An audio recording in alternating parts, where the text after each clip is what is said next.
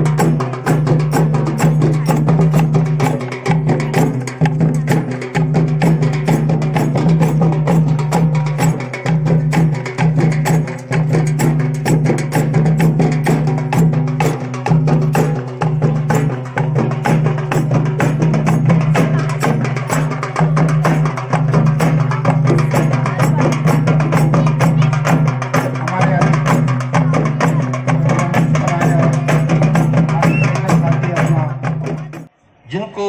देखते हुए सोचते हुए मैं बहुत हुलास से भर जाता हूँ। आप पंजाब का जितना का इतिहास शायद आपने सुना होगा, जाना होगा। आप पंजाब में भी देख सकते हैं कि हमारे जो सिख गुरु साहबान थे, उनके एक हाथ में तलवार थी और दूसरे हाथ में कलम थी।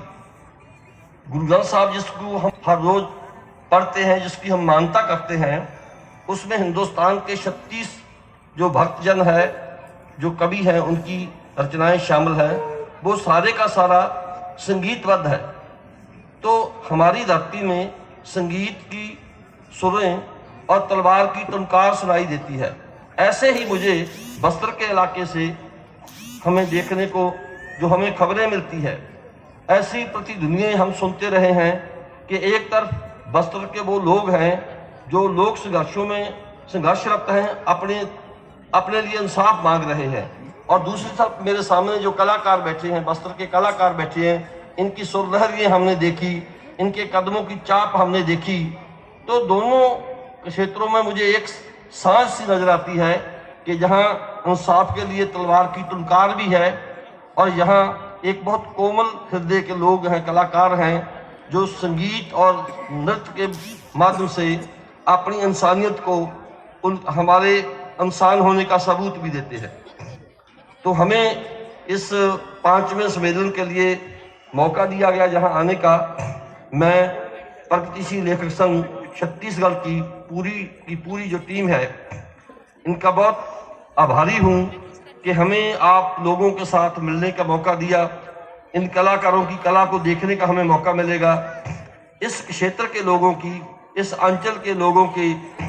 कितने बड़े दुख हैं, कितनी तकलीफें हैं कि ये इतनी देर से सत्ता के साथ टकरा रहे हैं लेकिन हार नहीं मान रहे। यहाँ बात हो रही थी फैज साहब के शेर को लेके, जिस कॉन्फ्रेंस का जो थीम दिया गया हम देखेंगे। फैज ने कभी ये भी कहा था कि हम देखेंगे जब धरती धड़ धड़ धड़केगी, जब बिजली कड़कड़ कड़केगी, जब ताज उछाले जाएंगे, जब तख्त उछाले जाएंगे। हम देखेंगे, हम देख रहे हैं। 2-3 साल के दौर में हमने देखा है, हमने ताज उखड़ते देखे हैं, हमने बादशाहों को किसानों के आगे गोडे टेकता हुआ देखा है, हमने देखा है कि लोग लड़ रहे हैं। हमें विश्वास है, मेरा तो ये विश्वास है, अंधविश्वास की तरह मैं इस बात पे विश्वास करता हूं कि लोग लड़ते रहे हैं, लोग लड़ रहे हैं, लोग लड़ते रहेंगे। कभी फैज ने ही कहा था कि यूं ही हमेश उलझती रही है जुल्म से खलक, यूं ही हमेश जुल्म से उलझती रही है खलक। न उनकी रस्म नई है, न हमारी रीत नई, न उनकी रस्म नई है, न हमारी रीत नई। यूं ही हमेश हमने खिलाए हैं अंगारों में फूल, न उनकी हार नहीं है न हमारी जीत नहीं, हम हारेंगे नहीं, मुझे इस बात का विश्वास। बहस हुई और हम सब मनुष्य हैं, मैं इसमें कोई स्वीकार करने में मुझे ये रत्ती भर भी कोई हिचक नहीं होती कि हम सब समय समय पर विचलित होते रहते हैं, लेकिन इस विचलन के बीच भी हम में से बहुत सारे लोग हैं जो अपना समय, अपना खर्च, अपना श्रम खर्च करके यहाँ आए हैं, इस सम्मेलन में आके भाग ले रहे हैं और अपने उस कमिटमेंट को, अपने उस जिसे आप उनकी दृढ़ प्रतिज्ञा कह सकते हैं, उसको एक बार फिर दोहरा रहे हैं कि हम इनके सामने झुकेंगे नहीं और सच बोलते रहेंगे। तो मित्रों, ये इसलिए भी और ये सम्मेलन मुझे अद्भुत लग रहा है क्योंकि एक शहर में जहाँ अभी डेढ़ साल पहले प्रगतिशील लेखक संघ की इकाई बनी है, उस नई इकाई ने इतना बड़ा आयोजन किया, इतना सुंदर आयोजन किया और हम सब लोगों का इतना अच्छा ख्याल रखा। आप लोगों के सामने एक अभी अद्भुत नृत्य में देख रहा था, ये कुछ देर बाद एक अच्छा एक ज़बरदस्त नाटक होगा, कवि सम्मेलन होगा। ये एक संस्कृति के ये सारे एक ऐसे अध्याय हैं, संस्कृत के ये सारे ऐसे पक्ष हैं जो आपको कहीं ना कहीं मनुष्य बने रहने में मदद करते हैं। एक पक्ष वो है जो राजधानी से चल के अडानी से हो करके और बाजार तक पहुंचता है, जो आपको मनुष्य के स्तर से गिराने की कोशिश करता है, जो आपको पशु बनाने की कोशिश करता है। और दूसरा पक्ष ये है जो लिखा हुआ शब्द है, जो छपा हुआ शब्द है, जो सृजित शब्द है, जो आपको मनुष्य बने रहने में मदद करता है। मैं इन्हीं शब्दों के साथ तरसी थी, हमें याद करना चाहिए 30 जनवरी 1948 का वो मंजर, और वो हमें इसलिए भी याद करना चाहिए कि हमने 2022 में अपनी आजादी की 75वीं सालगिरह मनाई थी और 2025 में हम अपने लोकतंत्र की, गणतंत्र की, जिस संविधान की उद्देशिका यहाँ पर बाजू में लगी हुई है, इस गार्डन में शायद वो स्थायी अंग है, उसकी 50वीं बरसी मनाने वाले हैं, 50वीं जयंती मनाने वाले हैं, 50वीं सालगिरह मनाने वाले हैं। मैं ये याद दिलाना चाहता हूं आप लोगों को कि ये जो 75 साल हैं, ये वो जो 1947 से लेके 1950, उन दो महत्वपूर्ण तारीखों, हमारी आजादी की तारीख और हमारी लोकतंत्र की तारीख, उसके बीच में एक तारीख आई थी 30 जनवरी 1948 की, जब महात्मा गांधी की हत्या की गई थी। और आज भी महात्मा गांधी से हम चाहे कितने भी असहमत हों वैचारिक रूप से, और लोकतंत्र असहमति की इजाजत देता है, लेकिन हम में से शायद ज्यादातर लोग ये मानेंगे कि आज भी महात्मा गांधी इंसानियत के प्रतीक हैं, करुणा के प्रतीक हैं, प्रेम के प्रतीक हैं। आज गांधी नहीं है, लेकिन गांधी के विचारों को, गांधी नेहरू के विचारों को, भगत सिंह के विचारों को,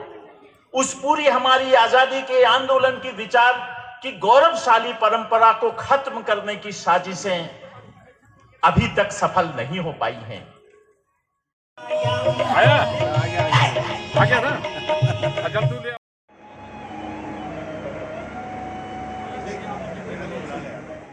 नवीन दृष्टि, नई दृष्टि पैदा हुई है, लेकिन बस्तर सिर्फ एक भूभाग नहीं है, बस्तर एक प्रवृत्ति है। वो बस्तर इस समय पूरे देश में बस्तर हो रहा है, यानी जो विकास की जो दिशा है और उसने जो विनाश का जो स्वरूप अख्तियार किया है, उसमें कोई जोशी मठ भी डूबता है, कोई टेहरी भी डूबता है, और जल जंगल जमीन के संघर्ष का भी दमन होता है और वो प्रतिरोध का भी होता है। हमने देखा कि विगत कुछ वर्षों में, यानी कि बाबा साहब अम्बेडकर ने जो संविधान को समर्पित करते हुए कहा था कि आज हम राजनीतिक जनतंत्र में प्रवेश कर रहे हैं, एक व्यक्ति एक मत का अधिकार हमें मिल रहा है, लेकिन अभी सामाजिक जनतंत्र और आर्थिक जनतंत्र हमें प्राप्त करना है। बस्तर जैसे इलाके में उस सामाजिक जनतंत्र और आर्थिक जनतंत्र की लड़ाई तेज हुई थी, लेकिन एक समूचा देश में जिस तरह से सामाजिक जनतंत्र की चाहत आर्थिक जनतंत्र ही प्रतिरोध से शुरू हुई थी, और मैं स्वयं जिस शहर से आता हूँ यानी लखनऊ से, वहाँ 1936 में प्रगतिशील लेखक संघ की स्थापना हुई थी और प्रेमचंद ने अपना उसकी अध्यक्षता करते हुए कहा था कि साहित्य की कसौटी बदलनी होगी और साहित्य का काम राजनीति के पीछे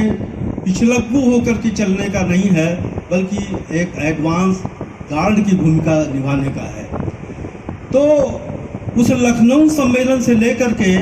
आज ये जो बस्तर का जो राज्य सम्मेलन है, तो प्रेमचंद ने जो एक आकांक्षा व्यक्त की थी प्रगतिशील लेखों से, जो एक उनकी मुराद थी,